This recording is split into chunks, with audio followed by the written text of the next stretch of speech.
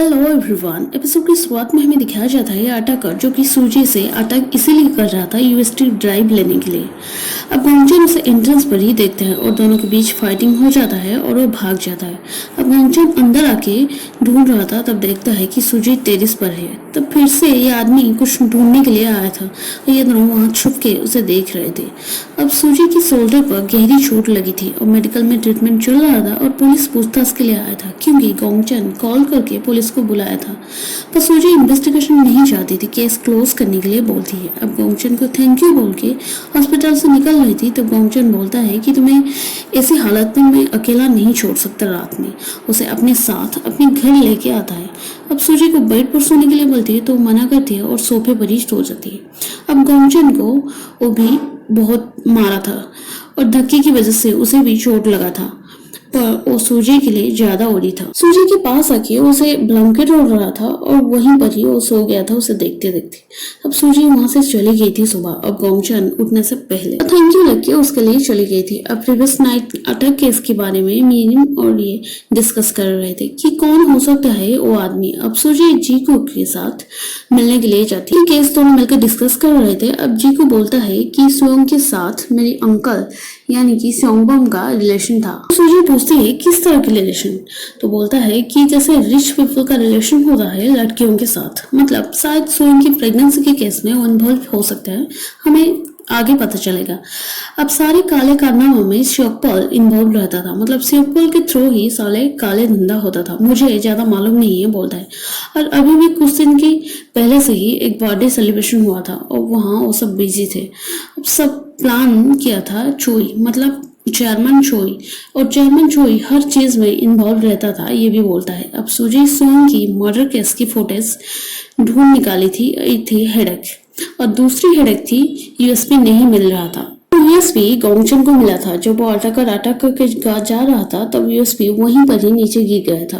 USP खोलने के लिए यहाँ चोंगपुंग को हेल्प मांगता था। तब यूएसपी योंगसन देख लेता है तो पूछता है ये तुम्हें कहाँ से मिला, तो वो बोलता है कि मेरी गर्लफ्रेंड की है। और ये सोचता है कि ये तो एनिवर्सरी गिफ्ट था हांसो बायो ग्रुप का, तो तुम्हारी गर्लफ्रेंड कौन है।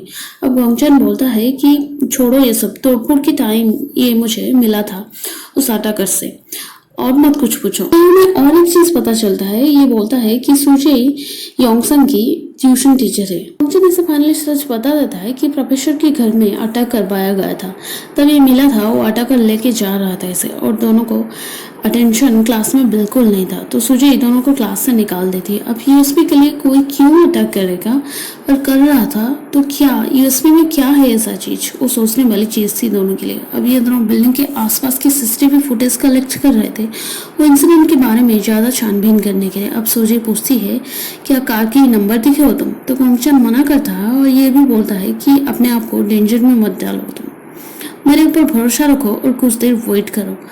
अब योंगसन सूजी को बोलता है कि अगली बार ऐसी अटैक हुई तो मुझे कॉल करना, गंगचन की वजह। जी खुद यहाँ शोकपाल का भेजा था यूएसपी लेने के लिए उसे। अब सूजी जीको को सस्पेक्ट कर रही थी, तो एक्सीडेंट के बहाने उसकी कार की सीसीटीवी फुटेज चेक कर रहे थे ये सब मिलके।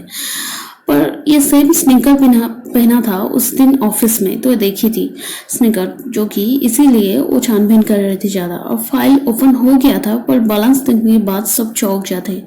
तो गंगचन को पूछते हैं तो तुम्हारी गर्लफ्रेंड कौन है, जो इंसिडेंट हुआ था वो प्रोफेसर ओ के साथ, वो सब कुछ बोलता है। अब सीसीटीवी फुटेज में वो आदमी के साथ जुआन था, ये साफ नजर आ रहा था।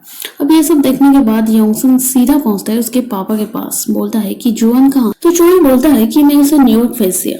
तो बोलता है पापा आप क्या सोच रहे हैं, अब सूजी को पता नहीं चलेगी ये सब चीज, वो सब कुछ ढूंढ लेगी। अब यूएसपी गंगचन वापस दे देता है और सीसीटीवी फुटेज के बारे में भी बोलता है, मतलब दिखाता है।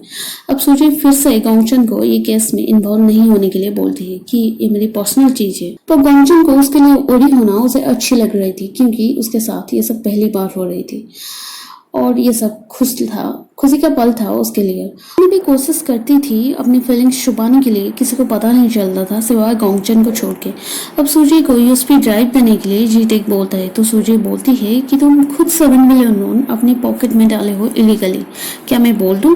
तो ये बोलता है तो तुम भी तो न्यूयॉर्क में एक बच्चा छोड़ के आए हो ना, ये भी तो सच है ना। अब तुम अनमेरिड तो हो, ये सबको मालूम है कोरिया में। अब पास सीन हमें दिखाया जाता है जहाँ खुद सूजी को यहाँ ग्रैंड चिल्ड्रन देने के लिए अप्रोच कर रहा था चोई। जुआन बोलता है कि मैं बाद में न्यूयॉर्क आऊंगी, तुम पहले जाओ, ऐसा बोल के उसे न्यूयॉर्क भेज दिया था।